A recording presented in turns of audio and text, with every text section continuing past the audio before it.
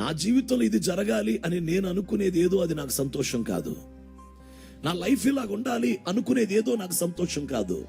నేను ఈ ఉద్యోగం చెయ్యాలి అనుకునేది ఏదో అది నా సంతోషం కాదు. నేను ఇది తినాలి, నాకు ఈ వ్యక్తి కావాలి, ఇలాంటి భర్త కావాలి, ఇలాంటి భార్య కావాలి, ఇలాంటి ఉద్యోగం కావాలి, ఇలాంటి ఇల్లు కావాలి, లేక ఇలాంటి బ్రతుకు కావాలి అని నేను అనుకున్నచున్నదేదో అది నాకు సంతోషం కాదు. దేవా, పుస్తకపు చుట్టలో నన్ను గూర్చి రాయబడింది నెరవేర్చుటయే నాకు సంతోషం.